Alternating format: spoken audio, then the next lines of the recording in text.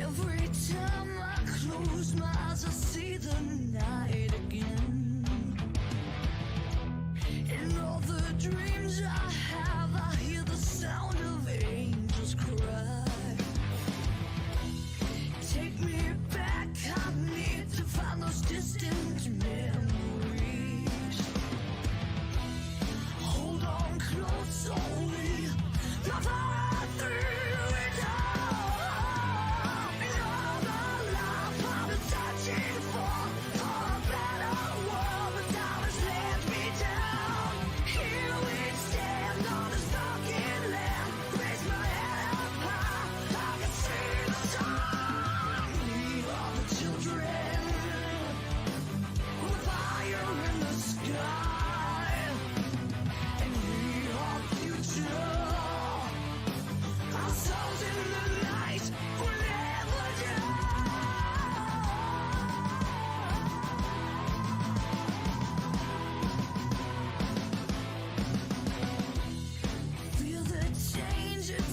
It's like the same old day to me.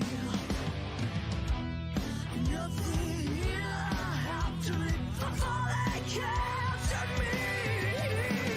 In all my life I've been searching for a better world, but time has let me down. Here we stand on this broken land. Raise my head up high, I can see the sun. We are the children.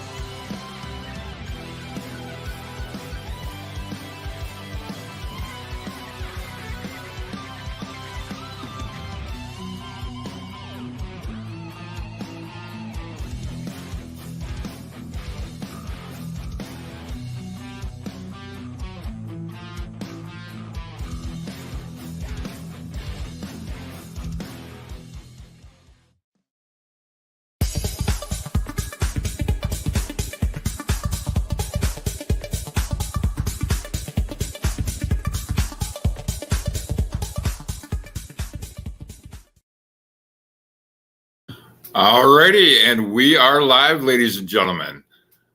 I'm your host, Dixie Dave, with added guest host, Irish Terror, Jamie McParland, also known as Ricky Vaughn. Many other names. Alrighty, and I can hear you now, Jamie. Okay, great. Okay. It might have been we hadn't pulled you up on screen yet. I couldn't hear you. Okay, gotcha. All right, well, we are live, and this week, Crusher is on a well-deserved vacation. So, sorry, you're stuck with me. You're stuck with Jamie. Hey, Terry, how's it going? Good to see you in the crowd. We'd love to have you on the show one of these days. Two Coon Rapids boys today, right? Oh, yeah. Yeah. Let's see. Well, we all get busy, Jamie. Or we all get busy, Terry. Yeah. Can't wait to have you on the show. Yeah, that'd be great. Gizmo, welcome in. Hey, thank you for bringing your friends in. We love sharing the show. This week's show is one that I requested to Crusher a while back. It is from our Dayton studio, the Dayton Pole Barn, which Jamie probably fondly remembers. I just remember them forcing us to jog out front, which was horrible. Like Yeah, that July or was- August heat, in Minnesota is humid and nasty. And yeah, they're like, before you can get in the ring, you guys gotta jog like a mile or 2 miles or whatever it was. It was awful. Yeah. That was probably Larry's doing. Yeah. I think we were some of the youngest guys. And so I think there was probably a little bit of hazing as well, involved. So, Well, that, and as we've discussed before, Larry was trying to get rid of all of us younger guys. right. Yeah. So, There was a question that came up from a viewer. from Gizmo here, Yeah, I think he asked. you a Gizmo is a question. weekly visitor. A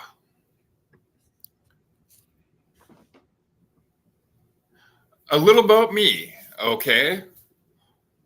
Well, my love for wrestling began in like 1984, 1985 with a little territory called Continental Wrestling. I was visiting my dad in Florida and learned about wrestling at a live event. Really? Yeah. That's crazy. Yeah, that territory was nuts. There wasn't Dusty down there and Kevin Well, Sullivan. at the and stuff time, like that? At the time, Dusty wasn't down there. It was, 85. Yeah, he would have been at Crockett at that point, right? yep, that was Armstrong's heyday versus the Fullers, Right. Exotic Adrian Street. I mean, imagine being 10, 11 years old and your first experience watching wrestling, you see Adrian Street walk into the ring. Right. Well, and also a live event, like that's so much. It's just crazy compared to watching it on TV, Right. So, yeah. And I imagine fell that in love would with be amazing. wrestling then, and I've been a fan ever since. So, how did you get involved with the NWF? Well, to be honest, I was friends with Thandar the Barbarian. Oh, okay. He lived in the same apartment complex I lived in, over there, Yeah. right next to the Tech. Okay. And then I also knew Terry Block, who lived about a block over on Hollywood Boulevard. Oh, okay. So they were already And- wrestling and they. Yep. And right before the May 9th event, Terry told me about the event coming up. Tim never brought it up to me, but Terry brought it up to me and asked if I wanted to go, and I got the money and I went. And that night I talked to Crusher and said, "How do I join?" Right. Oh, that's awesome. So And then fast forward a few months later, you and I were talking in school, and we both discovered we loved wrestling. Yep. And lo and behold, I got you involved in the NWF. And Yep. How did you? So you went to the event to watch. When were you smartened up to, that it was predetermined-ish, or at least the endings are predetermined. It's not fake, but I got smartened up to that when I joined the NWF. so before, like, did you think, hey, I'm really gonna have to go in here and suplex some dudes, and fight? Well, I had suspicions. I had Okay, cool. suspicions Right, that it was right. a work, but to truly Right, be right. smartened up, my first match, not a word said to me. And I got in the ring with Chad Randall, I believe. He was Terry Block's tag team partner as the Invaders. Yeah. And that match, a lot of people would have probably said one and done, but I took a body slam. We watched the event a while back, and Yeah. Chad picked me up for a body slam, turned me, and when I landed, I came down right on the small of my back. Ooh. And I just remember when the referee was counting 3, he kept telling me, "Kick out." And I finally, after two, I was like, "I can't." Did it knock the wind out of you, or just? Oh yeah, pain it knocked from the wind out of me. But Right. Yeah. I was right back in there for my next match. So right. Facebook user asked if Dr. Dredd ever wrestled either of us. I don't believe I did. no, Dr. Dredd never. I don't believe I ever got in the ring with Dr. Dredd either. I think he was wrestling the older guys, right? Yeah. Yeah. Now, Like Dion and stuff. if you remember, Dr. Dredd's boots have that DD on them. Yeah. Hey. You know, those in the know what that DD originally stood for. I noticed in the thumbnail at the beginning of the show, you're wearing a singlet and you actually have DD embroidered, like monogrammed on your singlet. Yep. So awesome. I actually, my mom was into sewing. Oh, so she did it. Yeah. So I bought the singlet and then she put we bought some letters I don't know if you remember the old Red Owl Mall. Oh, yeah. I remember Red Owl. There was that Minnesota fabric store there. Yes. Yeah. I totally remember that. She found the letters there and sewed them onto my singlet, and the rest is history. That's awesome. Yep. That's and I cool actually had that singlet up until about 10, 11 years ago. Oh, really? What happened to it? Long story short, my house caught on fire and the singlet was in the house when it burned. That's right. That sucks, dude. So right now, the only thing floating out there for Dixie Dave memorabilia is those boots I just can't find. Yeah, I know about that. Yep, we both had a pair of boots go missing. Yeah. Those are, it's funny. I don't know how we got, I think they were like $150, and back in 1987, that's like $300 today, right? Or more. And I mean, how the hell did two kids from Coon Rapids save up that much money? Thankfully, we had very understanding parents that knew that was our dream. And yeah, I can't imagine that my mom would have helped me out with that, but maybe it was birthday and Christmas money or something like that, or mowing lawns. So, but hey, how about we get into the show? Yeah, I'm excited. And as I remember, this is pretty close to the beginning of the Irish Terror's NWF career. Oh yeah, okay, yeah. I think the Dayton stuff was right at the beginning. So without further ado, let's bring it on in.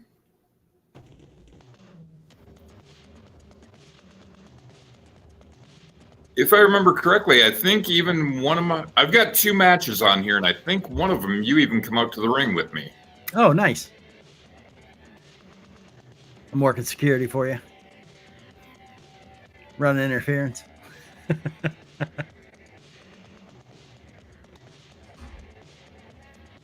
And this is our usual intro to the show as it aired back in the 80s. Do you know the date of this show? I would have to look it up for you. That's all right. Oh, here we go. February 7th, 1987. Yep. Taping 98. They seem pretty confident right now, but I don't know. They're going to have to back up their words pretty hard. Look like losers to me. Okay, so we got tough competitors over here. Here they come. Mr. Macho and Slick Steenerson, 2 of my favorites. Yep. Versus Mr. Destroyer and one half of the Rock and Roll Express. And there's the infamous Mick Weller ringside. He's COVID ready, it looks like. Oh, yeah. Years before COVID even hit. Right. And Mick Weller. And before anybody comments about the camera work, keep in mind, we are all kids doing this show. Yes. Here, and I'm going to get Mick Weller and Mr. Macho and Slick Steenerson. You seen what he did to me last time, and he's going to get paid back. You keep up that, you might just get it again, Irish. Oh, oh God, that was me. Yep, I was just going to say, and there we have Irish Terror. One half of Talking the shit. Destructors. Sounds about right. Hey, we all talked a lot of shit back then. Yeah. Armbar. Oh, it looks like he's in pain. Oh, right to the head on stinking real, folks. And that would be Mr. Destroyer in the ring right now This match, 'cause it's something else. Very nice. Here comes Mike Willers. I don't know. with Slick Steenerson. You're such a cool dude. Why don't you take off? I'll let you listen here. Well, I'll tell you what. Let me tell you something, mate. I like this tag team here, but I don't know what business Mr. Destroyer's got coming in there. What is this, a rockin' Rotterdam? What is he doing there, mate? I don't know. Oh, we all love to take any chance we could at being on camera. Looks like a little bit cheating over here. Looks The pretty Australia, good the to me. terrible Minnesotan Australian accent Macho is looks pretty like he's great. getting Yep. just over on the other side of that. Oh, Whip to the ropes. Clothesline. Oh, and that would be one Slick Steenerson in the ring. Slick Yeah, he needs to Stevenson turn this trying to get around over here. To tag. Here comes You know, Mike Bauer on the attack. the places Slick could have gone. yeah. I mean, you know, Mike Bauer rips to the rope.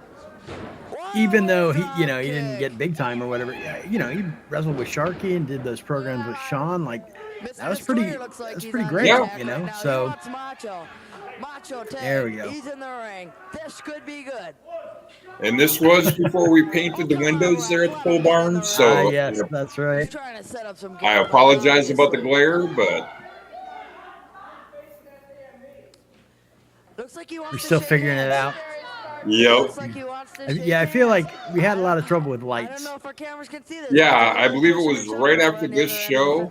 And from the behind, Mr. Destroyer throws Macho across. Right the after ring. this show, we He's in painted the those cut. windows. Still's got Right, yeah. control. What is this? Oh, we got something going on the outside there. Uh-oh. That's Mr. Macho and Mr. Destroyer against each other. All right, here he goes. A little bit of assisted help. Don't you agree? Yeah, I do. I think it. Uh-oh. Macho looks like Too he's much doing a little bit of action. damage on the other end. Flower goes. Exactly. That's good. That's good. Here commentating the Destructors. We plan on taking the belts 2 months as we get out of the action here. All right, Yeah, I let's actually go just right recently back right reconnected here. with one of the Destructors. Oh yeah, One Gary Come on, man, Parr. get in, help your nice. partner. Were they on the show or No, actually, in real I life? found Gary on Getting a Facebook Game plan going here. Yeah. and I sent him a message, They want to shake you know, hands. just saying I'd like to get in contact with him. And Right. because of our past, he thought that it was a negative thing I was trying to get a hold of him for, but Power. No. Macho. But, Oh, needed to go past in unreal. wrestling, I or don't know was if he there can something take else? much more of this. no, He's got the full Gary and I had had a wrestle. past in Here it elementary comes. school as, He's on the top you know, rope. Here as comes he the put it, guy. he was an angry kid, and Oh, I don't know if hold he on. hit him or not. I don't Stevenson think he just did. No opened one's done it all. the He's going for doors pin. to the ref pole doesn't see barn nothing. and got He a comes out, he's 2x4 out of and then position. ran up and but hit then Macho gets out of there. Looks like the he bumped him in opponent on the eye. head. A very good move. Sorry. Yes, it was. That was too good to pass up. Looks like he's got him blinded. But right yeah. now. Drop kick? but yeah, it was so actually elementary a school positive- trouble, huh? It was actually a positive reason I got a hold of him. Right into the- Nice. So, oh, and there go those doors open again. Yep. Macho Lots of light gets bleed. Destroyer the arm bar. He's working over that arm. It might have to be amputated after this. Mike Destroyer ain't even got a chance. Uh-oh. The Destroyer looks like he's an egg and tie. No, that arm has got to come off. It's got to come off. The arm's got to come off. He's trying to fight Yep, back here. I Looks like he's mean, still very, very hurt here. all that damage to it. Yeah. They're working it over.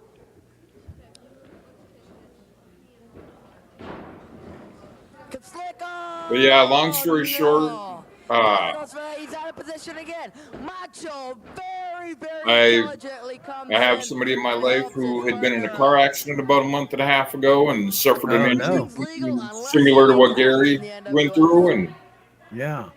I had them tell her that Written rule, there but is I'm gonna life have after to that look at injury. just that. Right. Wow. I'm sorry to hear that. The tag. But she's doing good. Who's the legal man Yeah. in? It looks That's like good. Macho. There was a tag. Is she ref. wearing a Cheap Trick shirt? Is that what's going on? Can't make it out. I can't quite make it out A little either. bit of confusion It says going on tour here. Mike 86 on the Bauer back. I against do know someone. that. Looks like the Cheap Trick logo, which is pretty. Throws him into That's the some ring. good He taste in loses music right his there. balance. I don't Oh, know. yeah. Oh, he looks like some... What But yeah, happened to him? Jamie, the intro music that we use is from that band I told you about. Can't see Oh, yeah, back yeah. here. We're kind of in crappy Yeah, it's a seats great back song. here. We really can't tell very well. And they just recently, well, actually, I can't say that they've even officially It looks released like their new the album, Macho. but Scott You've the heard it? Destroyer. Uh-oh. I actually have a Top rope. copy of it. I don't know. Nice. You got an advanced copy? Come on, ref. Well, what they Oh. did is they had a special edition release that they were doing, I love it. Yeah. I love it. and I bought it, and Three. Come on, ref. Unreal. I got my copy a little Can you early. have this great Nice. game? Mike Bauer, like a nerd would, comes into the ring. Yeah, all of our action back then was He got the tag off. all of us kids having fun. It was a good way to stay out of trouble. Yeah. I mean, normally you'd think a bunch of teenage boys getting together, that's nothing but trouble, but Right. Yeah.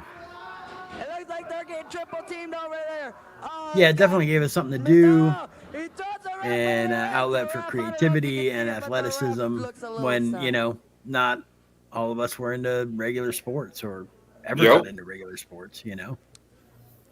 I mean, I had also been involved in regular sports, but wrestling was my love. And, you know, Yeah. the best way to take an advantage. You can tell these guys. Yeah, my dad made me sign up for baseball in 8th grade, and I hated it. They were the best There it team. is. They should have won. And They Slick would've won. Steenerson and Mr. Macho win the match. They just don't pay Is that like we Clausen do. in the leather jacket and the hat? Jason? That would be Mick Weller, yep. Okay. I don't know if our I can't cameras are remember still all of his on. aliases. Looks like there might be a conversation. Oh, he was Mick Weller, he was Corporal Clausen. He gets a cheap shot in. Very good. Oh, no, it's a free He had a Couple of masked character too, didn't he? Yep. At one point, he was Rattlesnake Jake. Should we make Oh, our Rattlesnake mark in Jake, that's right. NWF, or should we just give it a But he was not the Rattlesnake Jake when We got plenty of time to make our mark. we won the We got national 2 tag months, title. and the belts are Right. It better be. Yep. And we better get some good So, matches yeah, so signed for up. people We that want don't know, Jason was Dixie typically Dave or commentator Brock or and whatever, announcer. Brockhead. I'm just sick But of I it. believe Jason's mom wouldn't let him wrestle. Is that what it was? And so I believe so. he would wrestle, but Now, ladies and only gentlemen, while wearing a our first disguise. match for so she wouldn't today, find out. Coming in So- first from Hickory Hills, Tennessee, Dave Dixon. And Hickory here we Hills, go. Tennessee. is the Irish Terror. Oh, are we in a match against each other? No, this is where I was saying you Oh, can't that's remember right. it. And coming That's right, in that's right. next, he is the U.S. champion from Washington, D.C., capital of the United States of America. He is Kid USA Kelsey. Oh, this is a big match. You and Kelsey. Oh, yeah. Accompanied by world champion Crusher Crossan. Now, if you watch, there's going to be a little unfair deal going on here. Ah, okay. And there you hear Dave Dixon in the background. His I'm telling US Crusher, get out of the ring. and Kid Kelsey, I don't You're think so he's little, you're risking so too much adorable, with dude. Dixie Dave. David Dixon. Just getting over it. Oh, and kicking. See, right there, I got Pearl Harbored by Kelsey. Match You know, what's up with that? He's supposed to be the good guy. What is this shit? Dave Dixon down and Kid USA Kelsey above. Hammering on him fiercely, grabbing him by the skin suit. The skin suit. That's funny, Dave doesn't have a bra on. Oh, the things we used to say about each other back in the day. And drop to Kids are Dave fucking Dixon. evil, dude. For your commentating team is Jason Clausen and The Destructors. Oh, the Destructors. so it's not too Ladies and surprising gentlemen, please you were introduce insulted. It's yourselves. Jason Clausen on the From mic. the south side of Yep. Chicago. He was a We dick to live in the everybody. ghettos all our lives. That's where we learn how to fight. We bring our style into the ring, and we're gonna do some damage in the NWF. I see. Well, then we have the Destructors here. You should have on. gone into Okay, business for Dave- yourself and just Dave wrapped Dixon Kelsey in a laying on small the package arena and floor. put in his house. Oh, Kelsey! Hitting But you it. know, I'd like to see. I know what I was. sign with I some knew what I real was supposed to do competition. here, and I Right, was. right. He's better than this, even though You know. I do not really care for the man. I'd like to see him in the ring with me.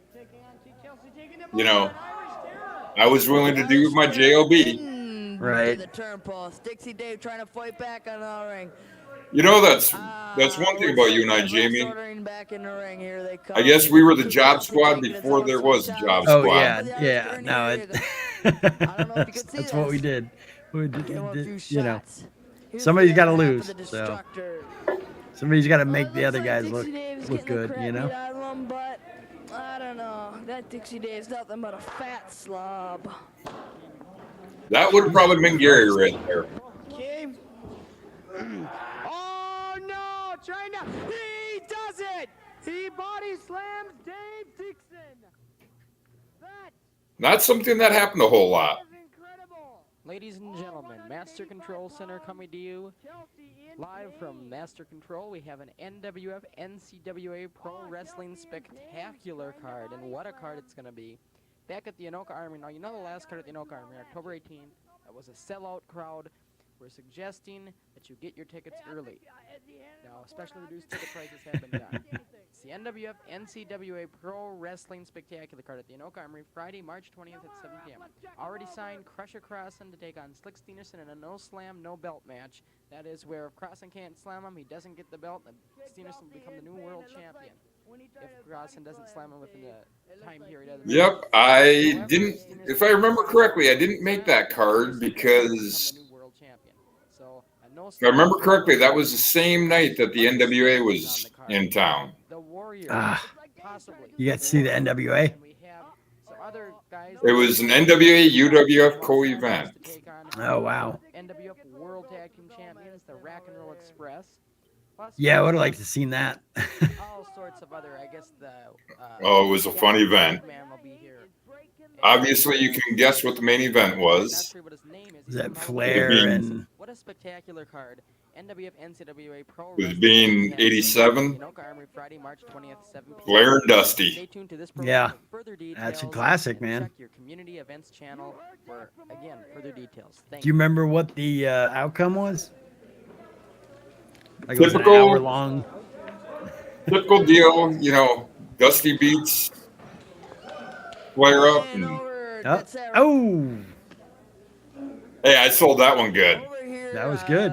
The unpredictable white ninja. I really Jesus. I'm new in the NWF. I don't know what to Now think he's about going him. after Main you. tag Team with him, I don't know. He looks like he's halfway decent. If he follows the rules, I'm gonna have to go against him. But if he don't, I'm all for it. did you guys get a double count out? Whoa! I guess he's got the guts not to talk to us. He's got a. Let's see what they say. You Destructor. I follow the rules. If you're gonna be a rule breaker, you're gonna pay the price. What price is that? Maybe a couple broken ribs, huh? You think I'm scared? Ha! My boots are still on, buddy. They How gave it is, to Kid how is Kelly. he the winner? You guys were both out there for like 45 seconds. Kelsey. I'm guessing they say that he just barely beat the count The, in. dis- I guess. the destroyer. Mr. What- I what think do that they we have? were kind of short on people, so Right. we had a lot of people doing double duty. That's right about either. How about you? No. It's too bad the ropes are so tall. And now, coming from parts Well, of you know, it was an official wrestling Right, ring. but we're all so short, so it Yep. was hard. It was hard Looks for like us a to fine athlete on his part. work the ropes. He could use a little more bulk on them arms, though, don't you think? Yeah, he could. He looks like a And here we have Block, aka Terry Block. Terry Block, yeah. At least I believe it was Terry Block that did Block. Yeah, that would make There we sense. go. We're gonna start off the match. They're all checked up. Rockin' and Block. It looks like Rockin's got the upper half on the moment. Oh no, Block turns it around. Oh, there we go. Small package right out of the gate. And hopefully Rockin' Around a Bum's doing good now. What's he gonna do? I haven't heard an update lately. What a move, the back crusher. That'll crush your back so bad it's unpathetically real. If the fans remember Crusher and I talking about it, Rockin' Around a Bum had been in a biking accident. And, Oh, really? yeah. Like with a car or just like... Kicked in the leg. No, he was in a biking accident and took a really bad tumble. And Grabs him by Yeah. the leg. Oh, Rockin' Yeah, that's trying to unfortunate. get out of it by a couple of them nifty acrobatic moves. Give me this. You two want a match? You got me. We want a match with you. You got it. yeah, that's the thing. We'd be calling for our matches. during other matches. Yep. Checking out, huh? You got it. Fine. Cover all your cheer. Well, now that we got this challenge, we're going to have to meditate over here. We're going to leave you with a very good friend of mine over here. It's Slick. Thank you. Well, anyways, back to the match. Rockin' Around a Bum's working over him in the corner. Either back up to the corner. And I have a new I wonder where wrestler you got here that today with mask me. from. What is your name? What's Like the masks, they're, you can buy them at 7-Eleven nowadays, but back then I Yeah. don't He'll be coming later. ever Not remember seeing here. them around. Back to the action. Block. Block and Rock and Ron and Bomb.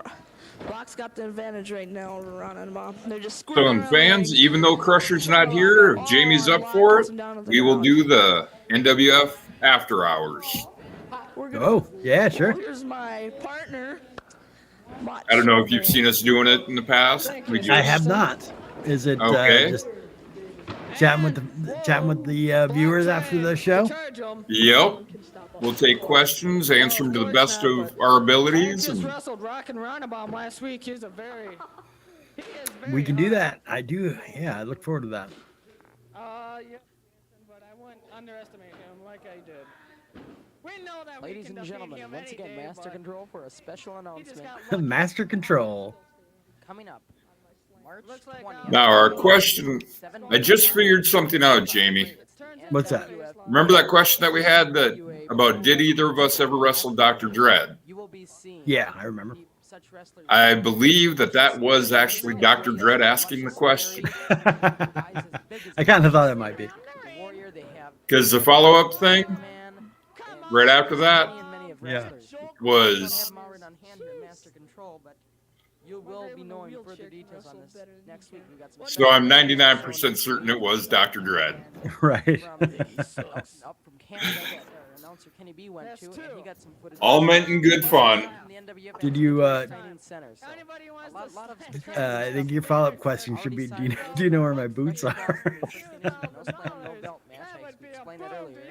It's kind of an ongoing joke right now. I mean, Yeah, it's, at the time, he doesn't know where they are. From LA, well, no one this was what, 40 years ago? So, Yep. Well, all the other wrestlers will be 36, 37 years ago. yeah. Friday evening, Good Lord. March 20th, So, in Oak Armory, but he said that he still has them somewhere. He's just got to find them. Really?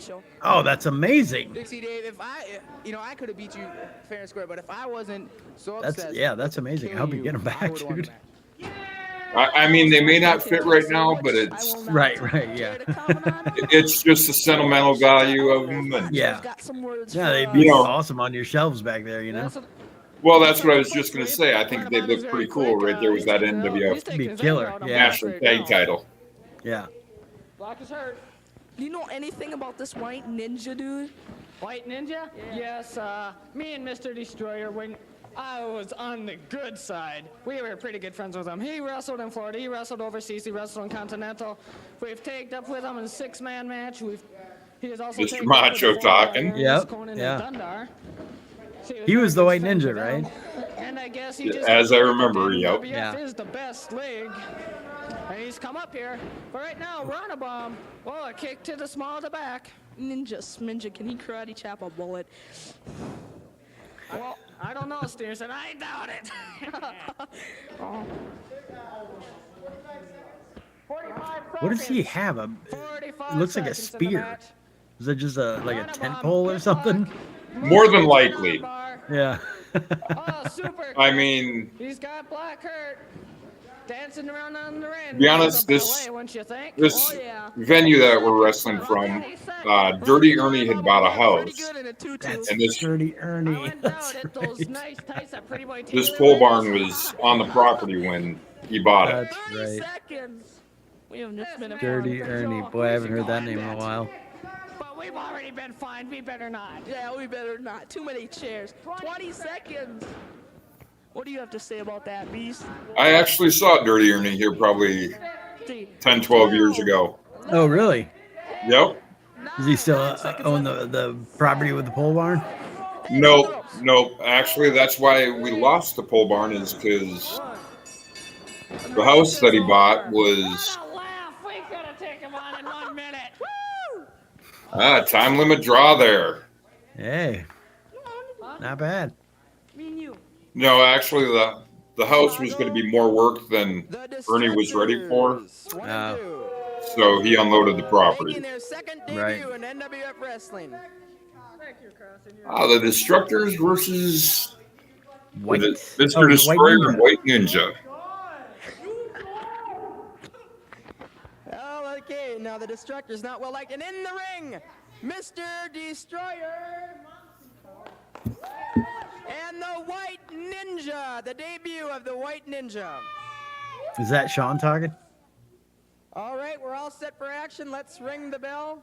Yeah. Sounds like it. There she goes. Yeah. We're at, oh, wait a minute, we're not ready. No, it's not. He always wants to shake everybody's hand at the beginning of the match. Well, you know, Okay, let's trying to show I'm good- joined here with my tag team partner, Kid Kelsey. And we're going to do the commentating. Oh, look at Good, this. clean Guys, start. coming from. Yeah. Yeah. Sorry about it getting dark, but with the windows not painted, it affects the lighting in there. They're a lot Yeah. like the Ring Warriors, and the Ring Warriors, of course, are coming back too. And maybe we'd have a little bit of a conflict. The Ring Warriors are crowd hatred, so aren't these guys. But who knows what'll happen? Both mean as a nail. Yeah, they don't play Mr. Nice like Mr. Nice Guy, Mr. Destroyer. And they don't play like they're not the crowd favorite. Oh, right over the Oof. top rope with his neck. Very dangerous move. You can end up breaking a person's neck. very easily. There's cable in those ropes, Yeah. and that cable's real. Look at that White Ninja. He is very experienced in the. Oh, look at that. He's karate chopping him. He's taking on both. Holy cows. Oh, look at him go. He is really He's ready. psyched. Oh, right to the gut. Oh, they don't know what to do. Tag team partner for us because we're always psyched and Well, ready. maybe we'll have to contact. Mr. Macho's definitely one of my favorites. I thought he had a lot of Oh, talent. boy, I tell you. Oh, yeah. You know, I just want to change the subject. Beautiful. Him and Bobby Steenerson were a Ferrari, great team. My co-host on the Saturday They had so much special. potential, Well, you I know? was talking to Kenny Boyer. Yep. He says that Ferrari has not a very good reputation in the Northeast area, and I don't know what's going on. Maybe if Kenny Boyer's around in the show, You we know, can talk to him at the such end. a fun time in life got that a we match had here. back The then. White Ninja. Yeah. Ooh, doing like some type of finger chops. White Ninja Only if it was could have out kept wide going. that, you know, most people.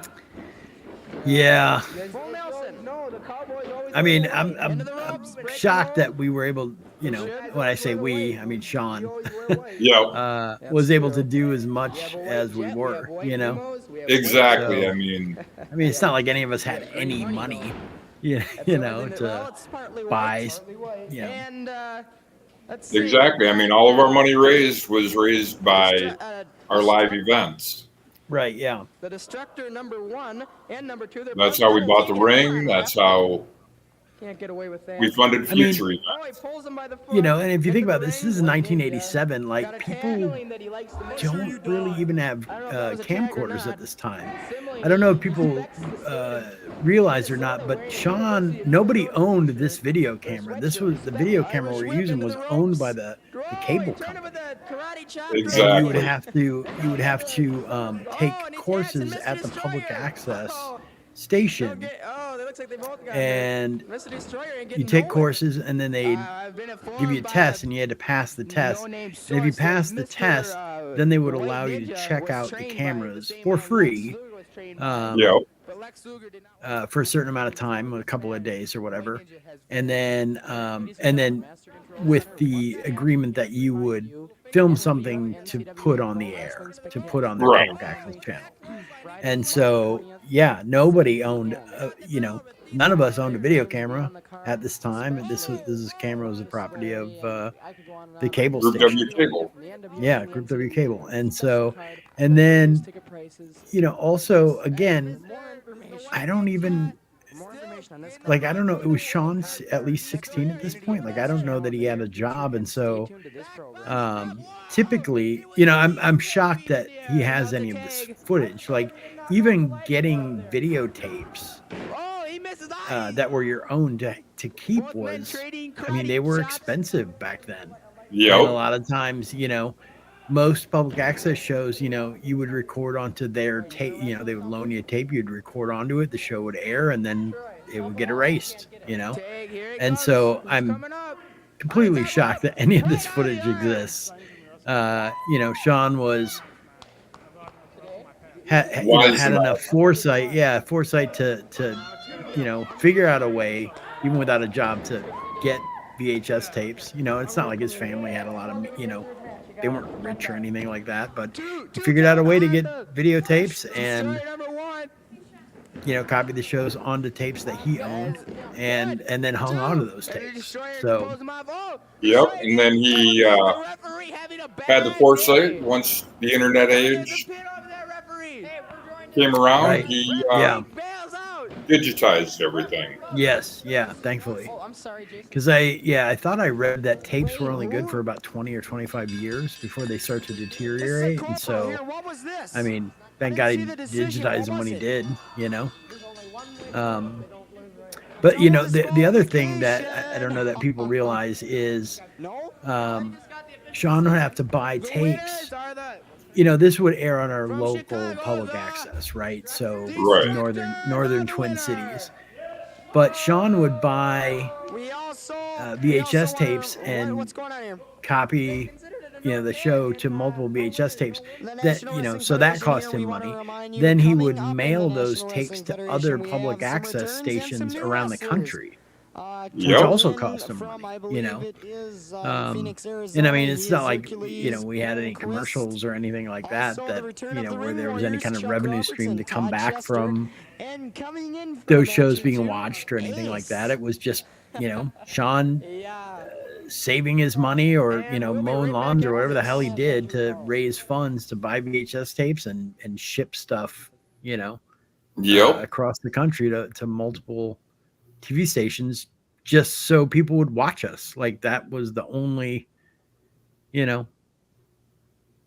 benefit he got out of it was exposure for the league and stuff, which is amazing. Well, and even nowadays, 15-year-old kid was doing that, or 14, or however old he was at the time. So, and even now with, the DVDs being for sale now, the T-shirts being for sale, among other stuff. Yeah. Sean and I have talked about it, and he's not selling it at a huge profit. Right. Yeah. No, I can't imagine. He's selling it to whoever wants it at pretty much cost. Right. Yeah. I'm a bigger guy, so I had to buy an extra big shirt, and yeah, I think he said that he made like maybe 50 cents off of it when I bought it. Oh, wow. Yeah, that's Sean just doing it for the love of the game, Yep. I'm glad that glad we got involved with him, and he's been such a good steward of our childhood. Yep. It's amazing. I mean, plus he's a super talented wrestler. Like, look at how good he is compared to the rest of us. Yep. Yeah, it's really. And, he's just overall a great guy. I mean. Yeah, he's fantastic. I mean, I spent a lot of my, even after wrestling, I spent a lot of time just hanging out with Sean, like driving around his car and stuff. And so he was a big influence on, my formative years of being a teenager or whatever. So, yeah, I always thought that Sean was gonna make it. You know what I mean? But Yep. I mean, unfortunately, it was the '80s, and it was all about the big monster guy. You know, and Sean just didn't have that kind of physique. You know. Not Nowadays, only he would have that, been. but after the incident happened with the ring and the money being stolen, you know, Right, he's yeah. admitted to me he kind of lost his passion for a while. Yeah. You know, Sean was a wrestler ahead of his time Yeah, for sure. because, you know, now you see a lot of these wrestlers and they're around Sean's size. Yeah. Yeah, absolutely. Today, I mean, you know, I forget what they call them, middleweight or something. Light heavyweights. Yeah. I mean, he would have totally been able to be in it, you know, nowadays. I mean, he's got great mic skills. He's charismatic, unbelievably athletic, super talented at it. Yeah. Even though he doesn't think he is, you know. Well, that's bullshit. I mean, he's wrong if that's what he thinks, you know, so.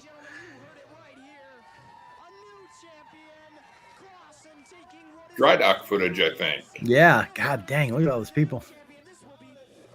And that's the Oh, thing. no, that's not the dry dock, I don't think. Oh, that might have been the Champlain Legion, our co-event Okay. that we had with Ed Sharkey. That would make sense. And if that was the Champlain Legion, that was also the one show that WWE Hall of Famer Alundra Blaze was on when she was just entering the business. Oh, yeah? She was a I don't know who valet that for is, Ricky Rice. Number one. Nice. I know. And they're number one. You work on the code. I'll do this. Okay. Okay. Terry Block. From Ireland, Uh-oh. one half of Dixie Dave's tag team partner, the Irish Terror. Irish Oh, boy. Terror. You guys did have chemistry together. This might have been my very first match. Referee's gonna.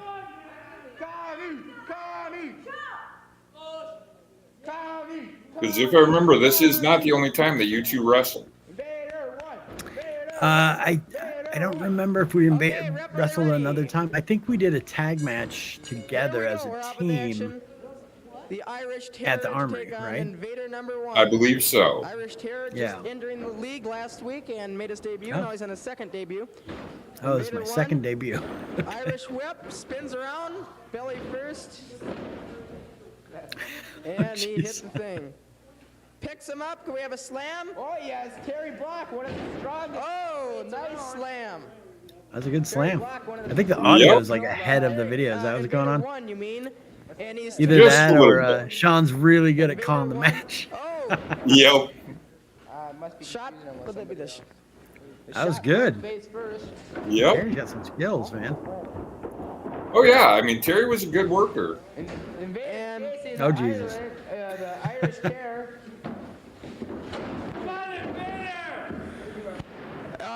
As I remember, you had your boots before you entered the league.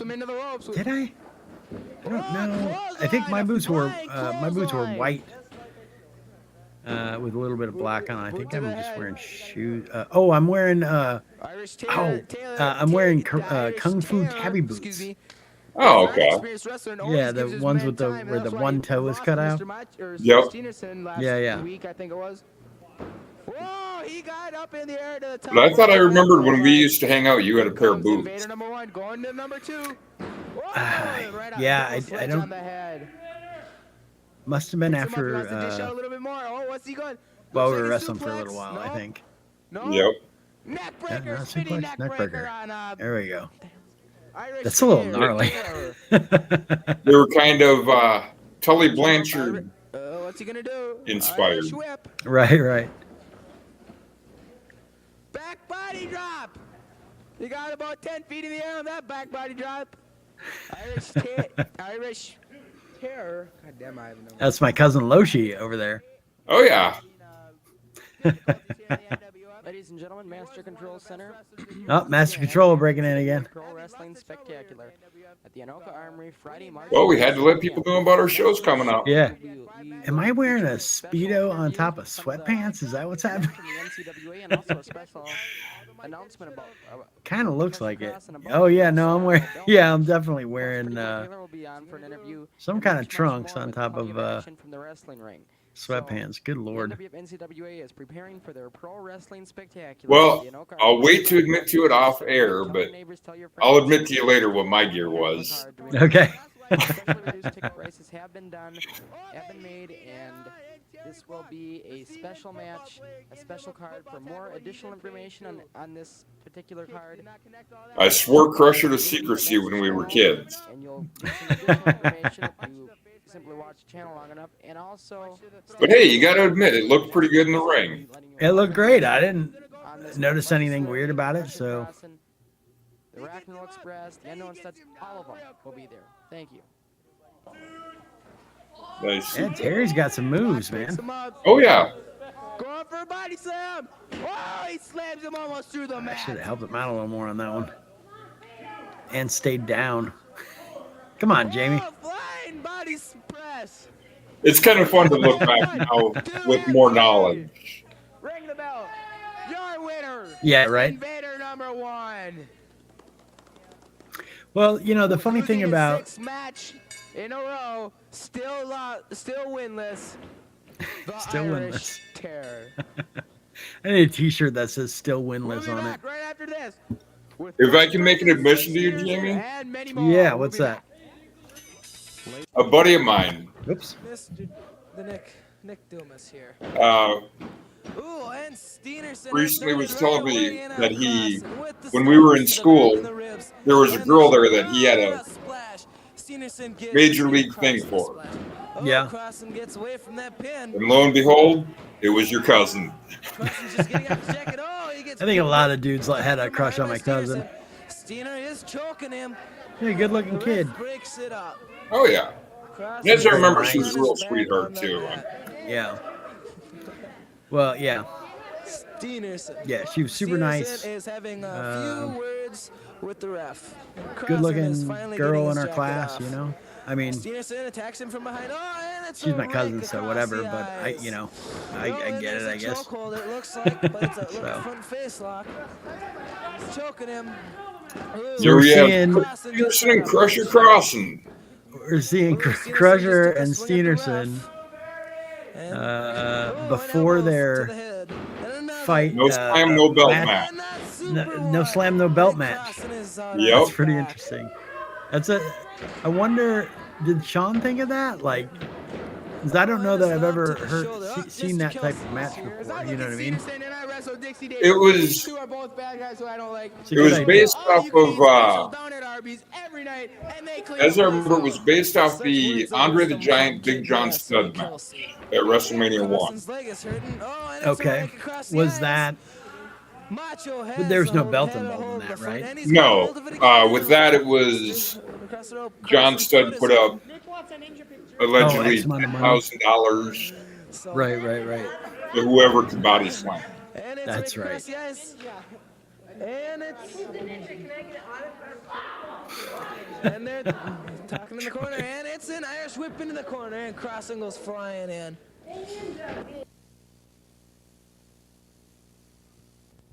And it's a hit from behind. Crossan is down on his back.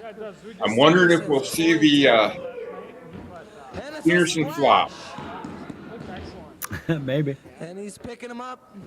the bump that he Oh, it's became hit famous across the for. back by Crossan. Yeah, I And always double remember, sledgehammer. you know, in my mind's Oh, eye, fist to the face, and Troy Steenerson was up. like a monster. Like he was Steenerson- huge. They hold But you know, Oh, yeah. looking at him Steenerson now, right he now just looks is like the a regular ropes. dude, Oh, regular Steener- dude. So I don't know if I was just that much smaller, and Crossan's that's why he giving him seemed punches to so. the gut. you Oh, know, a kick. seemed like a Still brick doesn't shit sell, house, and you a know? headbutt. Knocks him back a couple steps, but and that's a punch. Oh, he's hurt his hand on that one. Double Like we sledgehammer talked- to the like head. Sean and I have talked Steenerson is about. stunned. And Troy was towards one hell of a mid-ropes, river. We have a Yeah, he was. body Good lord. drop. Oh, you That's why he's can such a hear that great over heel, here. you know? Clausen, falls down with the arm across the chest. You know, I mean, Is really even away slipping from the now. ring. What Yeah, an elbow yeah. across the He, back by Crusher Clausen. A few years after the NWF, Climbing he and up I to the top reconnected rope. for a couple of Gets years, up. and He's Yeah. up there and Yeah, I he's a remember- good ball buster, and oh, you know. no, he slams oh him. yeah, and it didn't matter who you were. Just slammed Right, yeah. Clausen from the rope. And, then, And knee to the funny as arm. hell, He's man. picking him up by the Just Oh, yeah. hilarious, dude. Yeah. Oh, a shot. A little bit of a between low the blow there by legs. Crusher. Clausen is I'm gonna have to talk to Crusher about that shot. Looked a little solar plexus. Well, I don't know. I mean, he was teammates with Kelsey, and Kelsey did all kinds of dirty shit against you. So maybe those guys are actually the heels. Oh, and a punch to the face. And Steverson's going down. I love Sean trying to stop him from falling. And it's an elbow to the chest by Clausen. Oh, what's this? He looks like he's going for the figure Figure four. four? Yep. And Oh. what is this? Some new. I have no hold? idea what this is. Oh, and Stevenson is in pain. Oh, you can hear him. Oh, there scream we for go. pain. Oh, elbows to the back. Pulled the hair. Stevenson pulled the hair. Kelsey. Stevenson, Guy's Macho dirty. drawing Look at Stevenson that. to his side. But Clausen tries to body slam him. Doesn't Oh. work. Macho pulls Clausen outside. He's got to figure out how to slam him, or otherwise he's going to lose his belt at the Armor Show. And there's Exactly. And they figured it out. and there's a brawl going on between managers here. Inside the ring. Oh, head scissors. Oh no, and it's the head scissors on Stevenson by Clausen. And he's breaking out. Oh, he let go. Clausen's got a hold of his arm. Oh, and a punch to the midsection. So, any questions from our crowd? And a hip toss. Oh, you can hear that one over here. Clausen back. We have a bunch of people here, so we're open to your questions. Chokehold. Definitely a chokehold on Clausen. Stevenson is doing. So, You know, that's one thing about and Clausen. Stevenson and Crusher. They had really good chemistry. Yeah, great Thumbs up. chemistry. Does he get Oh, it? here we go. And, Both, slips out. Okay, Gizmo, to answer your question, I first met Crusher Crossan May 9th, 1986 at the Armory Show. And But he gets him with this one. I told him I wanted to be part of the league, and But. the rest is history. I don't know. And it's a feet across And the I first eyes. saw Sean and Can all you Mr. guys Macho just stand on there public with Clausen access. just standing there right and by then went to the Clausen picks up Brooklyn Stevenson. Park Oh, and he twists Armory the card arm. Yep. Gets up. and Macho going jumped in the corner. ring. Jumped in the Macho ring does when not seem to get the- now he gets the message. it was Luscious Larry and Clausen Pretty Boy, got a I think. chokehold on Pretty him. Boy Taylor were wrestling. Yep. And And it throws decided, him. Oh. Stevenson. and you know, and at the Got time a I didn't. chokehold on I guess I didn't Clausen. realize wrestling wasn't real, or whatever. But And, he's holding him yeah, I into the corner, decided. throws him into the Like my grandmother had brought me to and a the splash into the the corner. match, Ref is Yep. out. and Clausen is out. she was getting real Macho is upset in. with Oh, Pretty Boy oh, Taylor, they're and all climbing in. I decided to Stevenson jump in the climbing up to ring and top kick him in rope the with back. Macho in the corner. And then after Clausen is out cold after and the event, shows you know, ref. after the matches were over, because that was the, Stevenson you know, misses with main the event. B-52 bomber. Yep. as I was leaving, Sean was like, "Hey, come here." And Clausen, You were the kid that jumped in the ring. I'm like, "Yeah," and he yelled at me about it, the winners. and then was like, Crusher "You want to be a Clausen. wrestler?" I was Well, like, it's- "Sure." That- And yeah, I think that's how it started, right? So, That and I had told you about the NWF too in fighting school. going on inside the ring. yeah, I don't recall that, but It's I don't know. Maybe and Kelsey. Oh, it's a kick. you to know, the it's entirely backside by possible that that Stevenson. happened, and I just They're you know both down on their backs. I remember the Clausen other story and as Kelsey are down on their Yep. being a funny story, so that's what I've told over the years, and so now that's what I remember as being the That and, you know, A lot of for personal that. stuff going on at that point. Yeah. We'll just leave it at that. Hey, Dixie Dave's back. Yep. In the ring, Dave Dixon. Thunder the Barbarian. And now coming to the ring area. All right. Why are they not calling you the Dixie Dave? Barbarian. Because I was trying to get away from the Dixie Dave gimmick. As the match Oh, on, gotcha. knee to the back slap. They just what? And they're rolling more for the pin. No, Crusher was actually very friendly Yeah.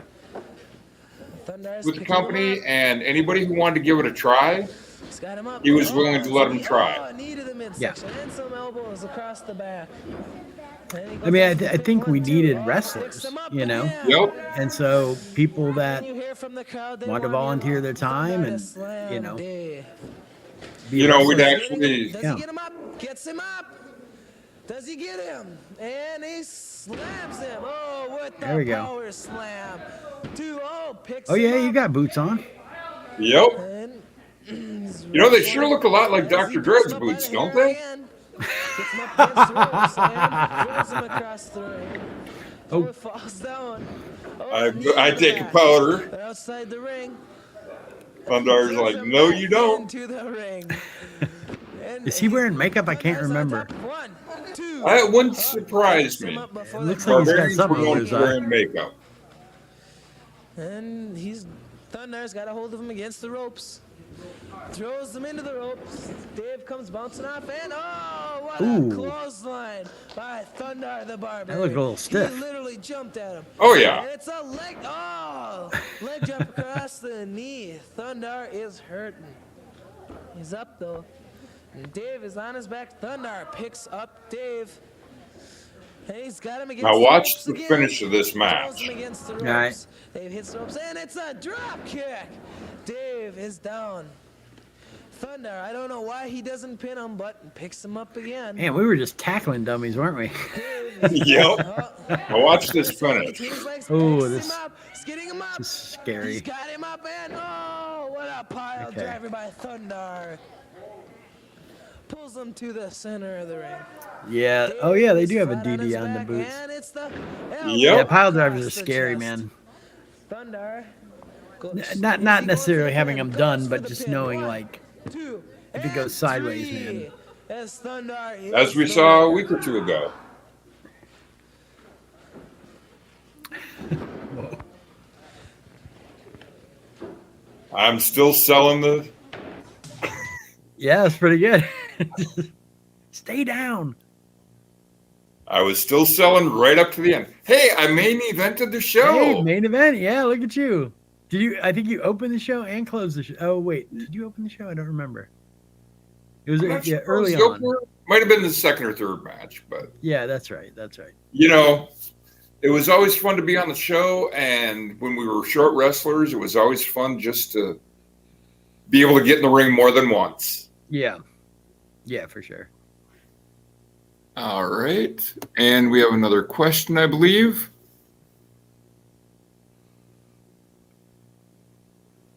You want to take that one? I only had one instance where I was treated differently. And how that's were you treated? it was an instance where a Golden Gloves boxer found out that I was a wrestling fan, and we had words in the lunchroom at the middle school, and it got physical. And Really? oh yeah, Wow. he followed me to my classroom and caught me with a sucker punch. Of course. I retaliated in the wrestling manner. I grabbed the first thing available to me, Yeah. which was my 8th grade social book, and I busted that thing in half over his head. Nice. He went staggering out of the room, and a girl tried grabbing my arm, and I went to go chasing after him, and teacher blocked me. Wow. Yeah, I didn't you know, as much as I wish it was like, hey, people found out you were a wrestler and you were on cable and you were cool, you know, like that's not what happened. No, we were. Yeah, I mean, we were just treated like dorks, you know. Yep. And you know, because we weren't jocks.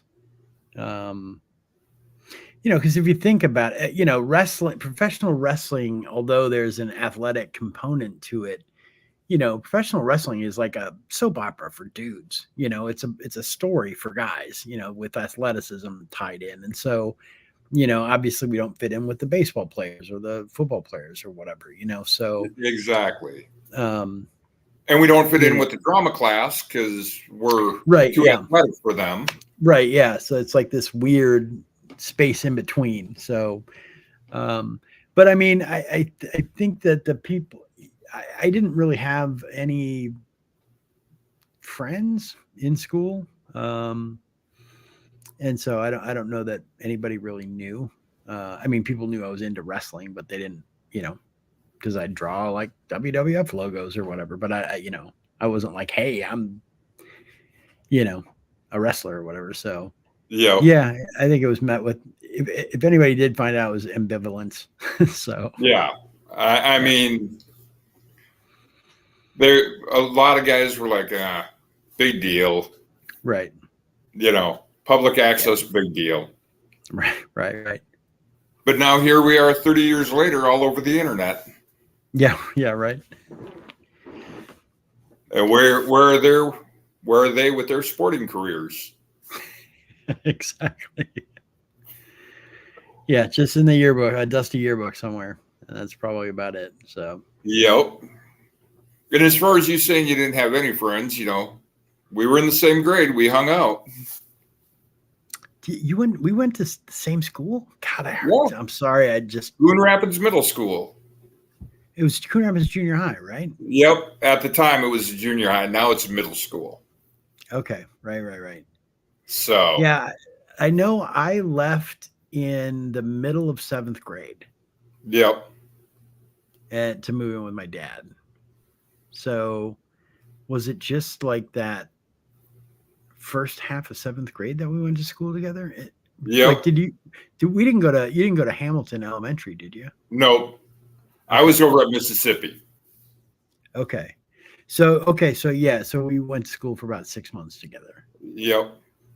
It's so funny. I'm super good at remembering things. And then there's other things that I just like, I feel like there's whole sections of my life that are just like gone, you know? Well, it's sometimes you like to block away the bad experiences and lock them away in a vault in your memory. Right. Yeah. Yeah. I mean, like if you were to ask me who any of my teachers' names were in middle school or even through high school, I have no clue. I don't know if I just hit my head too many times, and you know, I try to think back on like what my classes were. I have no recollection of just going to school. I have zero recollection of it, you know? So yeah, it's really weird. We have another question here. I actually have to admit, Terry Block in our match, October 18th, 1986, there was a botched power slam. And oh, really? He got some bruised ribs. Oh, he did? Yep, he did. Was it your fault or was it his or both?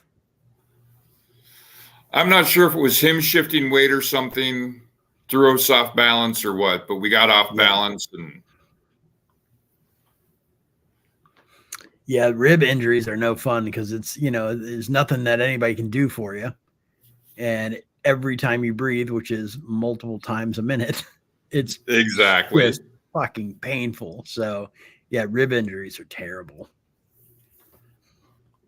I never got hurt in the NWF. I believe before I joined the NWF, I was wrestling with my cousin and I pile drived him and I hurt his neck. So yeah, I mean the pile driver. But ultimately he was fine. But that was a little scary, and I still feel bad about it. So Right. I mean, the pile driver is no joke. yeah. Whenever you're fucking with somebody's neck, boy, that's can It's end up in a lifetime of a wheelchair or worse. So well, actually, the person who I had Gary talk to is my girlfriend that I have now. yeah. And a month and a half ago, she broke 3 vertebrae in her neck. So, Ooh. but she's What's the prognosis? Do you know, or is it too soon to? Well, the accident was a month and a half ago, but she's up walking around. She can Well, walk. that's good. So, but as I said, there was a day not too long ago where she was feeling down, and Yeah. I don't know if you remember the history. Gary had suffered a neck injury, and No, I don't remember, unfortunately. well, he was swimming over at the clay hole, and as I remember it, he broke his neck, and Oh, wow. so I had him talk to my girlfriend, so Yeah. she knew that there's life after the injury. Right. Yeah. Yeah. A friend of mine from the BMX days, he was coming up and going to be turning pro, and was at a skate park, was jumping. The forks broke off his bike, and he hit his face and broke his neck. And he's paralyzed from chest down. And, sweetest kid in the world. And after that, I went and saw him in the hospital, and he was in the thing where he's face down. You have to talk to him through the mirror, and they have the screws in his head. And Yeah. that was gnarly. And seriously, like the sweetest, like I know so many fucking assholes that this, like, hey, yeah, take those guys. You know what I mean? Don't take Yep. Jeff, and this happened to Jeff. I mean, it's such a bright future with BMX, and, was young, was like 19 or 20 when this happened. And it was terrible. But Jeff, man, he's ended up being like a wildlife photographer. He has this, a vehicle, like a vehicle that he can drive, and got like a bunch of crazy cameras with like super telephoto lenses. And he goes out into the wilderness and, sets up, like, I think he sits in the vehicle and uses the telephoto lenses and takes like these amazing photos. And he does all these like nature, like calendars of with all his nature shots in it and stuff, And so, I mean, talk about making lemons out of, lemonade out of fucking lemons. Like, he can just only use his arms, and he just figured out something he was interested in and excelled at it and loves doing it and seems like super happy, and doesn't, I mean, I'm sure that he had to, it was a struggle to get to that point, Yep. But he dug down deep and figured out something that makes him happy and excelled at it, and is living his life as full as he can. And, seems like he's super happy, which makes me super happy. So Exactly. yeah, there's always life after. It's just, life is hard for everyone. It's just, it's going to be harder, for you. Yep. Life is what you make of it. Sort of thing happens. Yeah. So, And it's not fair. Life is totally not fair. I have a lot of friends who passed away, and, friends that were in way better shape than me that died from cancer 10 years ago. And it's like, I smoke 2 packs a day and eat pizza and ice cream, and, you're in good shape. And next thing you know, you have cancer and you pass away. Like, how the fuck is that fair? Exactly. So yeah, life is not fair, unfortunately. But yeah, you got to make the best of what you have. exactly. Yeah. So, You I know, mean, I don't know if there's any point to being on this earth, but I think in all of my years, the only thing that I've been able to figure out that the point of life is to enjoy it. exactly. And so you just got to do what you can to be happy and to enjoy life. So, Anyways, boy, that got deep. Okay. What is your best and worst memory of the NWF? Would you do it over again? What things would you change if you could? I'll let you start this out, Jamie. I best and worst memory, kind of every match, so it's amazing walking out to the ring, having your music play, getting up there. And I don't want to say, matches are the worst memory, but it's also at this, on the one hand, it's super exciting. And on the other hand, it's fucking terrifying. Right. Yeah. Cause I mean, it's literally improv, right? The matches aren't, what we're going to do isn't planned out. There's hundreds of people watching you. You're 12, right? And you're working with another 12-year-old trying to fucking improv physically. It's insane. And it's, that first match at the Armory is torture in a way. Yeah. Yeah. And so, and it's crazy how fast you get winded, and there are some scary like getting a German suplex is pretty scary because you're going over backwards blind. You can't see where you're gonna land and all that stuff. So there are some scary things. I don't know that those are bad memories necessarily, but it's scary and nerve-wracking, but also exciting and exhilarating. Once your match is done and you're in the back and you realize oh, I had a good match, you can't wait to get out and do it again. Exactly. You're like, fucking A, this is the best thing ever. So exactly. Yeah. I mean, what? My main thing I always say is, wrestling is a drug. Yeah. You get out there, you get in front of that crowd, you get that high of the feedback from the crowd. Right. Yeah.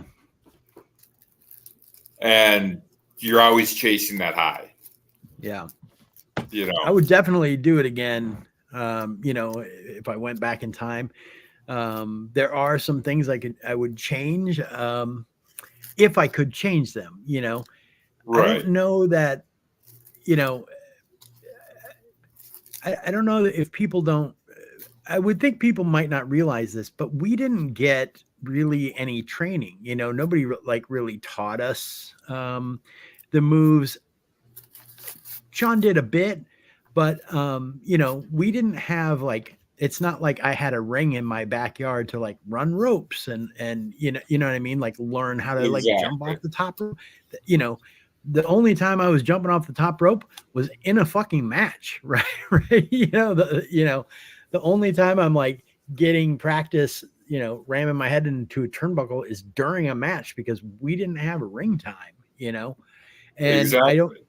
I don't know that, I would like to think I could go back in time and change that. So we had a place where we could practice and get better and put on a better performance. I wish I could do that, but I don't.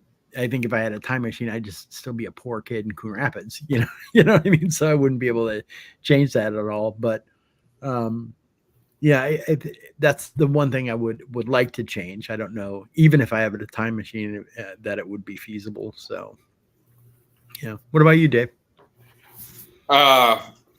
Obviously, one of my favorite moments was October 18th, 1986.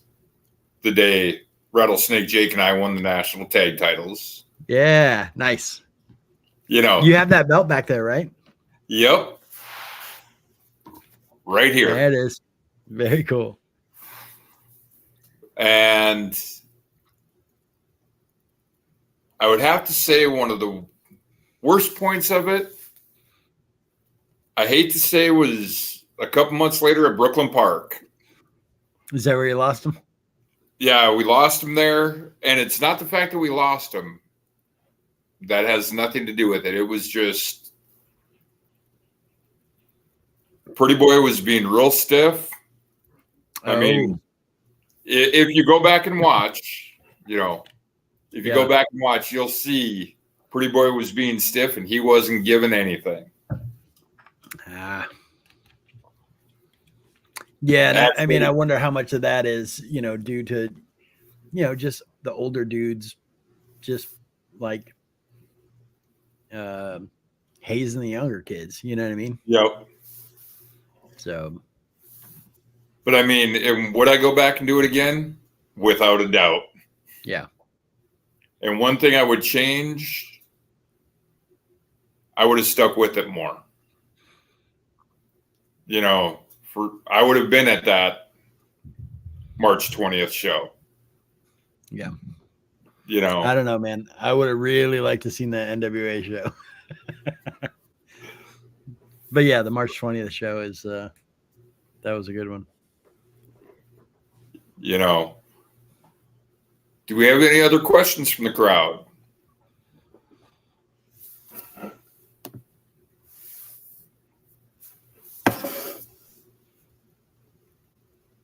Nobody wants to know Dave's favorite color?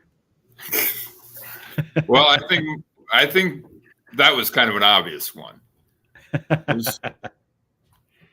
How was Crusher treated at school, being he was the head of the NWF? That is a question. See, Crusher went to a different school than Jamie and I did. Yeah. You went to Anoka. So that is a question that you'll have to ask next week. As I remember him talking about, he was kind of the quiet guy in school. Really? Yeah. I mean, as boisterous and everything that he is in the ring, he was actually kind of quiet. He said he remembers. I would not imagine that. He said he remembers people talking about matches that he had with him sitting right behind them. Really? And them not even realizing that was him in the ring. Wow, that's wild. Yeah. Yeah, I would have thought, my experience with Sean was him, as the head of the league and as the champion, full of confidence and skill and talent. Not that he was boisterous, like in an obnoxious way, but I would have thought he would have been the king of the fucking school. To me, he was like the coolest guy in the world. Why would everybody in his school not think he's the coolest guy in the world? You know what I mean? So, and yeah, I know there was like a big photo of him in the newspaper and stuff like that. Like, so, yep. I mean, I guess I would have thought, he would have had all the confidence in the world and been talking to all the girls and, so I guess it's, maybe that's, not what happened, but in my idea of, yes, in my mind's eye, that was Sean, just getting all the ladies and, everybody wanting to be Sean, so. Yep. I'll continue to believe that no matter what he says.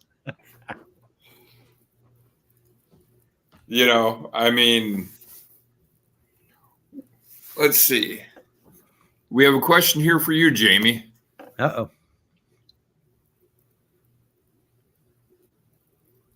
Oh, when I say haze, I think that word has a negative connotation to it, like, college hazing where they do shitty things to pledges or in the military. That, that is not what happened at all. It was never malicious hazing. It was, it was just like, it was just older kids busting the balls of the younger kids. It was never physically abusive, other than us wrestling or whatever, or, just, younger kids are dorkier than older kids. Older kids are cooler, you know what I mean? And so, we would probably say stupid stuff or ask stupid questions, and the older boys would be like, what the fuck? So, yeah. So when I say the word hazing, I definitely don't want people to think that we were hazed in the, in the sense that like college pledges where they make them drink so much beer, they die, or, it was never anything like that, nor was it ever negative. It was just younger we were the annoying younger kids, and they were the cooler older kids, and we were dorky. so And, yeah. the only other hazing that I can really think of is like your first match, you're really not told anything. You're just told you're wrestling so-and-so. This is right. And Dirt on okay, Sean. Gizmo, this has been an ongoing thing. I do. I have some dirt on Sean. Uh-oh. Yeah. Okay. I will. You're going to give me the floor on this one? Yep. So after, I was a total mark for Sean, right? Like, Yep. I mean, shit, I went out and bought a singlet, the exact same one he had. And if you watch our match at the dry dock, we're wearing the same fucking singlet, right? Like, that's how much I looked up to Sean. And, I was probably 12 or 13. I was probably 13 or something. I think Sean was 16, which, Yep. When you think about it, in years, like as a 40-year-old to a 43-year-old or whatever, like there's no difference. But between a 13-year-old and a 16-year-old, there's a big difference. Maturity wise, Right. Anyway, so Sean got a car and he could drive, and I don't remember what we do, but we like go to Steenerson's house and stuff like that. Like, you pick me up and whatnot. And Sean, how do I want to put this? So I really looked up to Sean, but Sean smoked. Yep. And although I didn't start smoking when I was hanging out with Sean, that was a big, that what to me was like, oh, that's what cool guys do, is they smoke. And so I think when I was probably 15, I was riding BMX, I had another like older kind of mentor who also smoked. And that's when I started smoking. And so my dirt on Sean is, I think he made me think it was cool to smoke, and I started smoking. So, and then I had a heart attack. And then I had a heart attack at 42. So that's all Sean's fault. But yeah, like I said before, Gizmo, there's really no dirt on Crusher. I mean, he was a nice guy. Yeah. And he put up with a lot of crap from us guys. Yeah.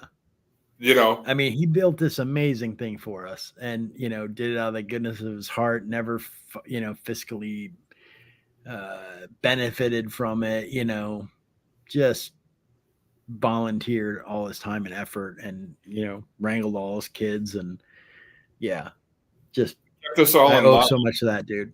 So, the one thing I'm surprised that you didn't bring up as dirt on Sean.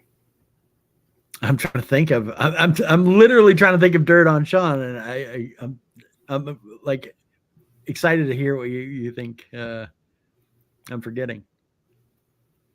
The night Crusher got treated like a heel and got booed. Oh yeah. I think we talked about that on the episode. I think it was the last episode I was on. Him and I had a match at the dry dock. And when I came out, I don't think the people at the dry dock, there is always a story to tell, right? And unless you're watching the show on public access, you're not seeing you don't know what the story is a lot of times. Right. And so when I came out, I think I was running the ropes, and I fell through the ropes, and I got stuck upside down, hanging outside the ring by the ropes. And Rick Pitts, our wonderful referee, who, if I'm not mistaken, was drunk off his ass, reached down and like pulled me up, like I think by like the back of my pants or something. It was like so emasculating, right? And I think I won the crowd over when that happened, because I just looked like this stupid little kid, that everybody felt sorry for. So then when Crusher came out, so they decided I was the baby face. And so then when Crusher came out, he was they treated him like the heel. So they booed him, which I think kind of rocked his core, because that was very unexpected for to Sean. So, And I've heard the stories after the match back in the locker room. You were like, you got booed. probably I probably gloated on that. That sounds like something I would do. Okay, Not so about gloating. looks like we have another question. Okay. But yeah, I mean, I'm sorry to disappoint you, Gizmo, but there's really no dirt on Crusher. You know, he's not here. He's not watching right now. He gave us free reign to say what we wanted.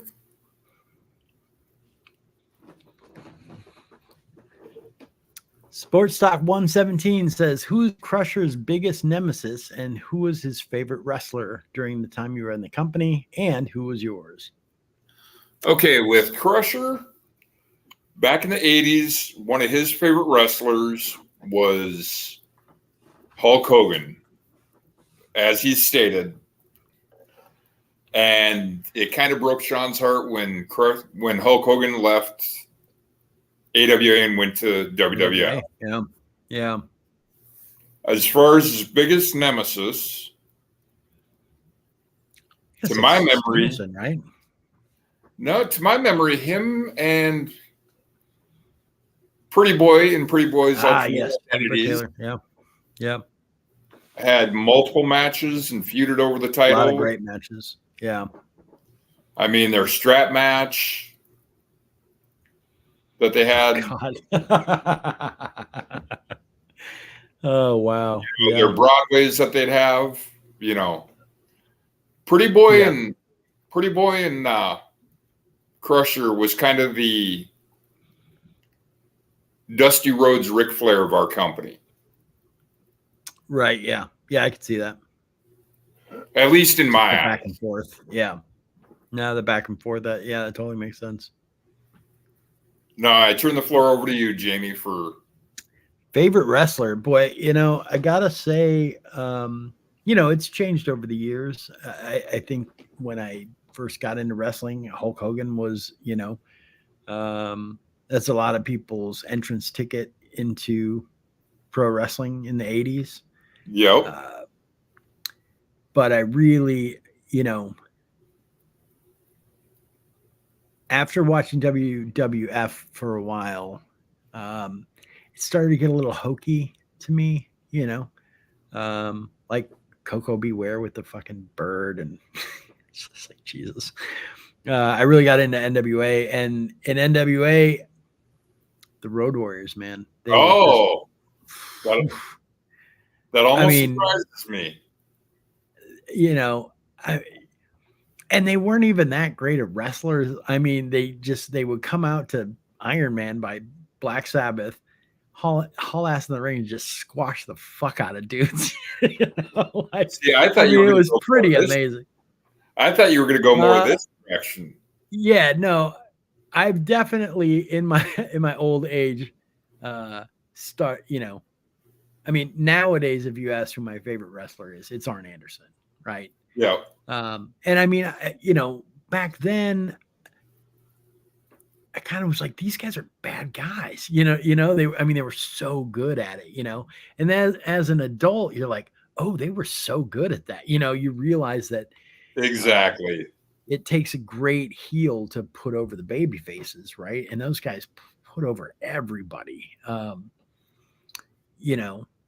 that takes a lot of talent, and it, Arn's way of his interview style and how quick he is on his feet, was, because all that shit's ad-libbed, is amazing. And then his ability to put people over, when I say his, I mean also the rest of the Four Horsemen too, Flair and Tully and Ole, to just make the blood boil of the audience, the way they're just dirty fucking heels, they're pinning people and they're using leverage from the ropes, or they're, rolling out of the ring, or, hitting people with the foreign object, like you're just like, oh, and then because you want the baby faces to win, they're the tag champs or whatever, and you want them to win, but then those dastardly bastards figured out a way to hang on to the titles and screw over, and then they beat up Dusty in the alley and break his arm or, break his leg or whatever the fuck the thing was, like that is whatever the gimmick of the week was.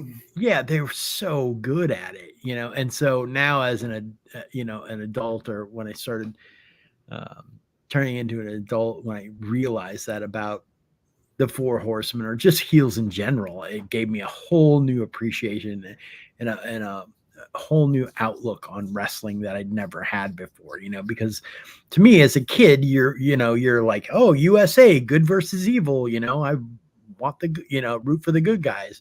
And then as an adult, when you're a little more jaded and you've lived a little more life, you kind of understand the Joker, or the, the darker side of things. And then when you realize how hard that job is and what a good job they did, people wouldn't love the Rock and Roll Express as much as they did if it hadn't been for, Tully beating the shit out of those guys, so. And one of my favorites is even Crusher's going to be like, oh, wow.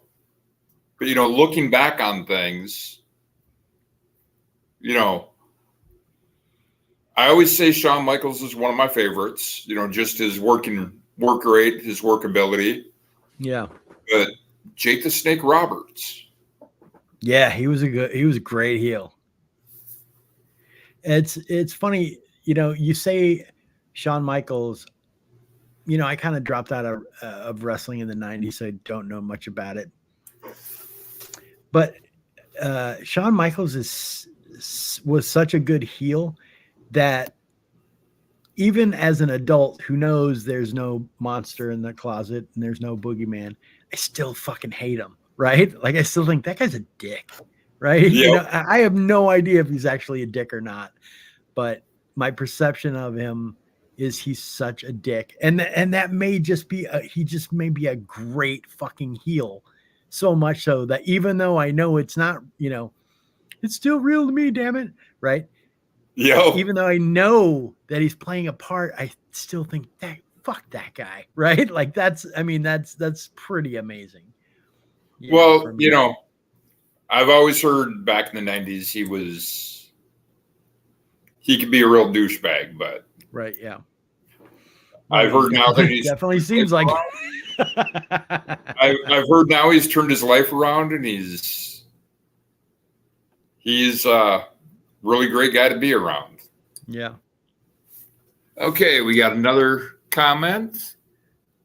Did Shawn ever lose it for real and go off on another wrestler? No.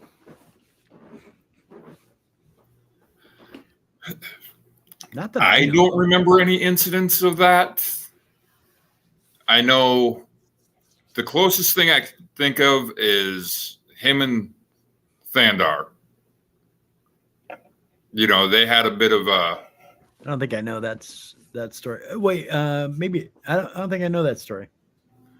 They've had a few matches where, things didn't go. There was battles of egos. Was that the match where they were actually wrestling for the title? I'm not sure if it was for a title. I'll have to ask Crusher about it next week. But I know that there was some heat, and they both had egos, and they've since reconciled over it. Yeah, I think I remember him because for a little while they tried to actually fight, right? Yeah. And I know there was a title match with that. He had a title match during that time, and he told me, he's like, yeah, I let him win. Right. And it was during the actual, the time when they were decided, okay, let's try to really fight, which is a disaster, Yeah. Real fights just end up on the ground and it's not that entertaining, so unless it's on World Star, but yeah, Shawn was a real easy person to work with. there was times, Crusher Crossing would come out, but I can't remember. I can't remember a time, for myself. I can't remember a time where, you would think like, say somebody, gets a little stiff with you and hits you a little too real, you may want to retaliate. I don't remember that ever happening to me, where somebody like got a little too rough and I was like, you know what, fuck you, I'm going to hit you back, like that. Yeah. That never happened to me. You were saying that Taylor got stiff with you, but I don't know. Did you give him any receipts? Didn't really get a chance too much. I mean, you were pretty little, but you probably could have punched him right in the nuts if you really wanted to, So I don't think any of us had. It might have crossed my mind, but I was so into working the match that, right. I didn't want to make things go sideways. Yeah. And that's pretty amazing if you think about it. Like, you think about teenage boys and, I mean, most of the fights I've ever seen were, in elementary and middle school, and we were all that age, and none of that shit ever turned into a real fight, as far as I know. So it's pretty amazing that none of us, we're like, fuck you. Well, I mean, something real, there was times, now that I think about it, there was times where, Ice Dragon that we've talked about, I don't know if you remember him. Oh yeah, no, we used to hang. He lived down the street from me, so we hung out a bunch. But there was times where, his ego would get the best of him, and he would not back down from people. Chris, yeah, I can. Crusher and I discussed that not too long ago. Yeah, I can see that. Oh, now Chris owns his own pizza joint. Really? I saw he was managing IHOP when I saw him. I don't know, 10 or 12 years ago in Minnesota. So no, now he that's good. That's great. Anybody that ever makes to Maplewood Mall. Yeah. If you go to Pizza Slice there, very good chance. Is it named like Ice Dragon Pizza or anything awesome like that? Nope, it's called Pizza Slice. Does he have like a dragon pizza or anything named after his wrestling character? Nope. Nope. There's no ties. You're blowing it, Chris. You need to name some stuff after your wrestling. You and your brother. What was his brother's wrestling name? I can't remember. I believe Jay was the Fly. Yeah, you probably don't want to have the Fly pizza. So yeah, all right. But yeah, I mean, hell of a nice guy. Crusher told me about his pizza joint, and been there a couple times now. Yeah, it's great. Yeah. And so you've seen him there? Yep. Nice. Yep. Yeah, nice guy now. Back in the NWF, like I said, he could be a bit abrasive, and now he's real chill, real mellow. Yeah, I think I walked in there, walked up, and I was like, you own the joint, huh? Not identifying who I was or anything. Right, yeah. He goes, hey, Dave, how's it going? Really? Yeah. That's awesome. Well, he did tell me that him and a bunch of guys, I thought from the NWF went and saw a WWE show. Yep. I don't know, 15 years ago or something. So wasn't sure if maybe you were part of that crew or not. But nope. At that point, I was out in South Dakota still. Oh, right. I do have a good story about Chris, who the Ice Dragon. I know. I think I told you and Sean about this after hours on my first episode that I was in, but I don't know that I told it publicly. So back then, Chris had gotten his license, and I was probably 14 or something. Chris was 16, and we used to. This is all Chris's idea, by the way. We used to go to car dealerships, and he would say, "Hey, I want to test drive this car." And the deal was they would let you take the car. You just had to leave your license with them. And so he would give him, and he didn't have a car at the time, but he did have a driver's license. So we'd ride our bikes or whatever and ditch our bikes in the woods walk in a car dealership and he'd bullshit the sales guy about the car and be like, yeah, well, I think I want to test drive it. And so he'd give him his license and we'd fucking joyride this car, just me and him from the dealership for like 2 hours. You know, we'd put gas in it and stuff and bring it back to the dealer. And they're like, you know, where the fuck have you been? And we're like, we're test driving the car. We're not interested. And he'd get his license back and we'd leave. We did that a ton of times. Just literally, I mean, I don't know how that isn't stealing a car, but I mean, we basically stole the cars, joyride them, and brought them back. And you know, just that loophole of you know, it being a test drive. So yeah, it was great. We'd run errands and shit, you know. It was awesome. Being a kid in the 80s was dangerous and adventurous. But oh, was it fun? Yes, very fun. Well, I mean, shit, we were professional wrestlers. I mean, come on. Exactly. I mean, you know, we didn't get paid much, but you know, technically that was my first job, right? Yep. So, I mean, that's always a fun little nugget to drop on somebody that you're like, oh, my first job was being a professional wrestler, like actually doing that, you know? So, yep. You know, not a lot of people can say that. You know, it's like I joke with people, you know, when guys talk about how old they were on their first date. Yeah. I tell them how old I was, and I'm called a liar, but it's How the old were truth. you? How old were you when you did your first match? Were you like 11? No, I was actually 12. Okay. I think I'm just a hair older than you are. Yeah, I was born. Excuse me. Valentine's Day, 1974. Yep. So February 14th. I'm just 4 days shy of 4 months older than you. Oh, okay. 73, baby. Yep. You're actually exactly 1 year younger than my oldest nephew. 1 year. Wait, what? My oldest nephew. Your oldest nephew is 1 year older than me? Yep. Whoa.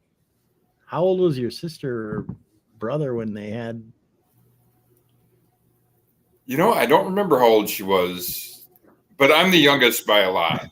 Right. Next to me is like 12 years older than I am. Oh, wow. Yeah, So, I have an aunt that's actually younger than me.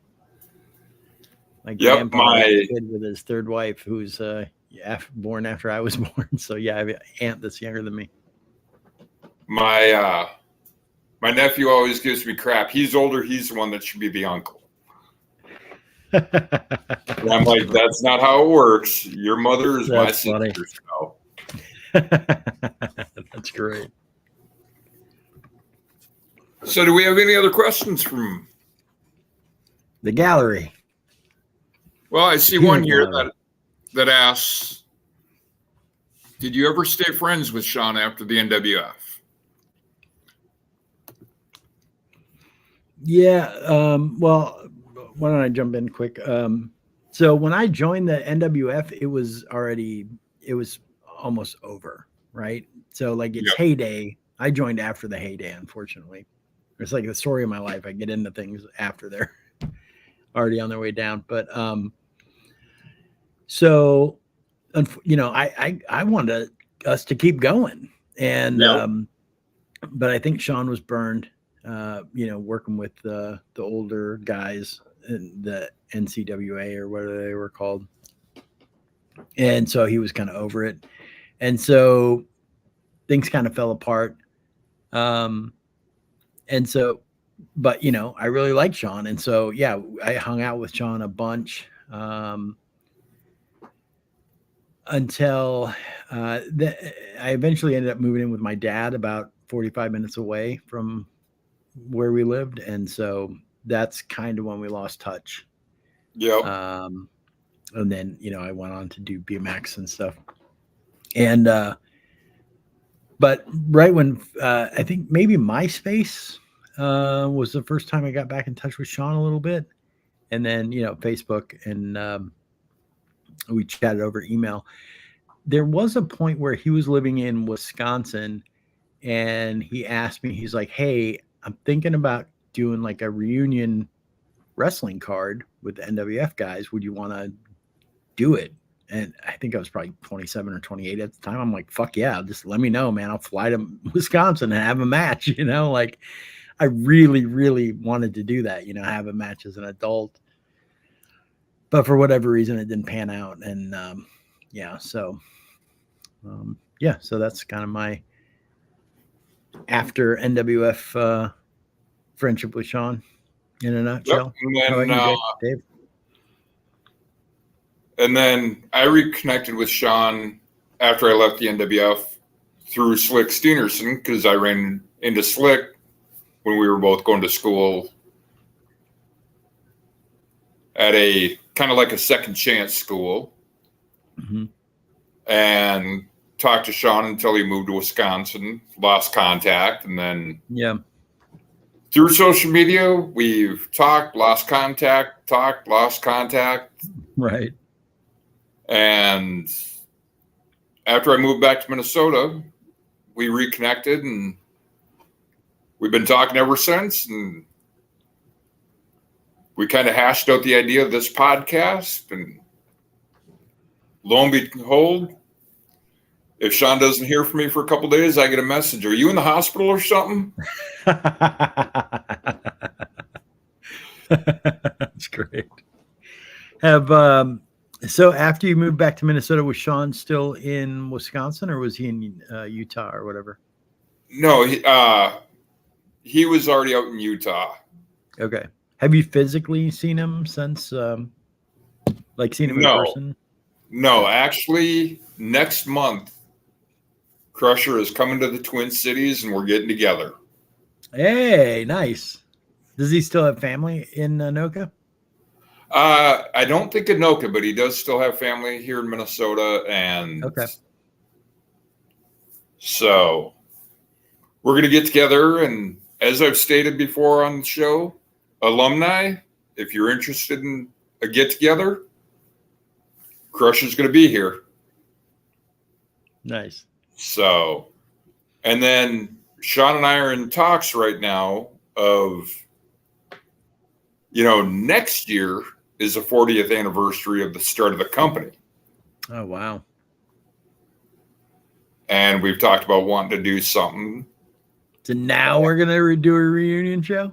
Well, none of us are going to get in the ring. None of us are getting in the ring, mind you. We could get in the ring. It'd just be a little slower, Well, to be honest, I'm not sure my body would handle it. Yeah, I know mine couldn't, but.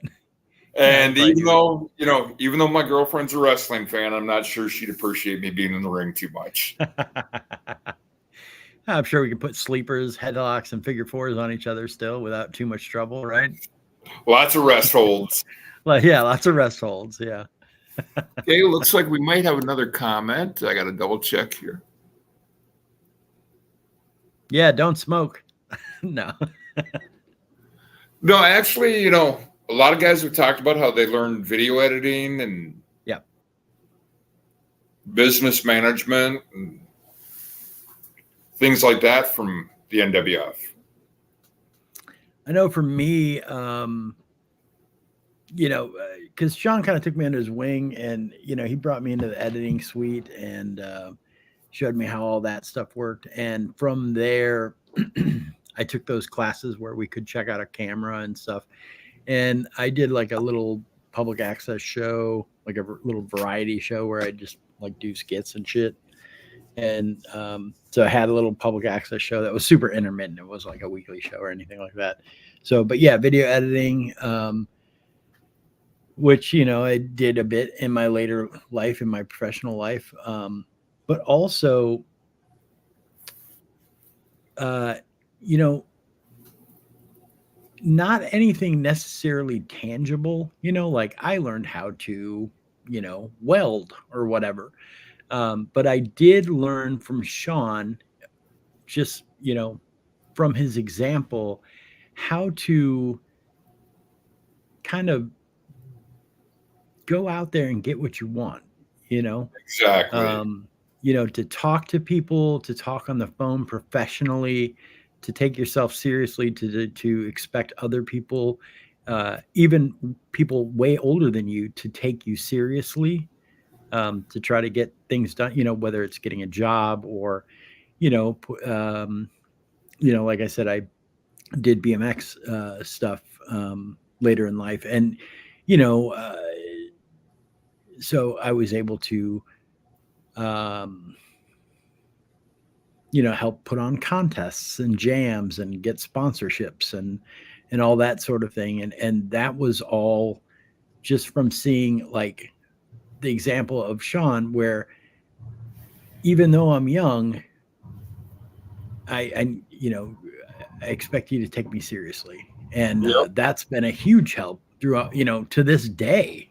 You know, as a 49-year-old man, I still leverage those the, you know, values and examples that I learned from Sean as a, you know, as he was a fucking 15-year-old kid, you know, and just learning that and still applying those things as a, you know, almost 50-year-old man is pretty amazing. I like the way you worded that better. What's that? I like the way you worded everything there better. I was going to put it more simply, and it didn't sound as nice. Yeah. I was just going to say, you learn how to work people. Yeah, but yeah, I think the downside of referring to it that way is it sounds like you're not genuine. You know what I mean? Or you're trying to scam people. But that's not what Sean did. That's not what we learned from him. But I mean, I guess, you know, we could definitely use those powers for evil, you know, and you know, use them in that way. But I don't know that any of us did. You know, I think Sean was such a God. We were talking about him like he's dead. Well, it's just he's not here right now. So. Yeah. No, I know. But I wonder if he's gonna watch this and be like, Jesus, you guys. But you know, I mean, all of us, so many young boys owe so much to Sean.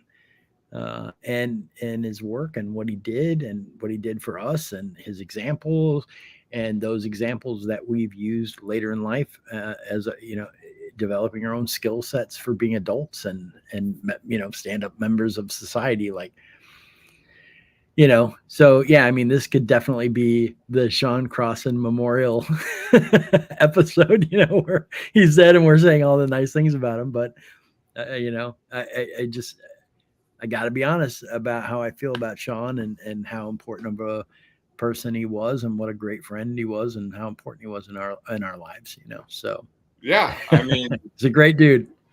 Yeah, I mean, plain and simply, you know, I honestly don't think you'll find anybody in the NWF that would say a negative thing. No. Yeah, not a one. And, you know, and yeah, I spoke earlier about how I think that it was a shame that, you know, Sean couldn't, you know, go forward and blow up and be a big time famous wrestler. I almost think Sean's too good of a person to be in that industry, you know, from what I know about, you know, the little I know about it. Like, you know, because I think a lot of wrestling is putting yourself over, you know, your character and just looking out for number one. And Sean, you know, although, you know, Sean was the champion and all that stuff, but I mean, Sean was the fucking best of us, you know, and deserved to be the champion and all that stuff. But, you know, Sean spent a lot of time training us and coaching us on, you know, how to talk on camera, ad lib on camera, you know, like, so he spent a lot of effort raising us up, you know, not just himself. And I don't know that real wrestling is like that, where you spend a lot of time helping others. I think it's a lot of just helping yourself. And so I don't know that, I don't know if that would have been great for Sean, because he lifts all the boats, not just his own, you know, so. Right. Yeah. So do we have anything else as far as questions? My favorite color is transparent, if anyone's curious. people ask me why, and it's if I see a girl in a dress, I would rather it be transparent than any other color. All right, another question. Ah, that's awesome. Gizmo, I'm glad to hear that. You should. He's great, and yeah, I feel sad for everyone that didn't get to be a part of this. Okay, Gizmo, I've got a question for you. Was the show as good without Sean as it is with him here? Wait, is Gizmo Sean? Maybe. No. That would be brilliant. I'm fairly certain Gizmo is not Sean because Gizmo comments when Sean's on camera with him. Ah, okay, gotcha. That would have been a good way to get us. It's like when you tell everyone you're dead, and then they all come over to your. What is it? I've seen that TV plot before where. Yeah. You tell everyone you're dead, and then you hide out at the wake and listen to what people say about you. Yeah. Yep. Sky Sports I'm glad Video. so many people. I'm so glad everybody asked questions, and they were great questions. It was super fun stuff to talk about. I hope, it wasn't boring. I hope it was interesting, at least. I hope everybody had a good time. Yeah. I mean, I know I did. I always do when I get to come on with you and Sean, or, I had a good time with Sean too, but it was great to be on with you. Just you. Exactly. Too, so. I mean, it's always fun to reconnect with people. Yeah, for sure. Yep. I will be back next week. We always say alumni are always welcome. So, anytime everybody get on the show. Yeah. Anytime Jamie wants to jump on, or any other NWF alum, we're open to it. So, but I think for this week, and if there's no more questions, I think we will bid you adieu, and we will see you next week. So I hope everybody has a great week. We'll see you then. Thanks, everybody.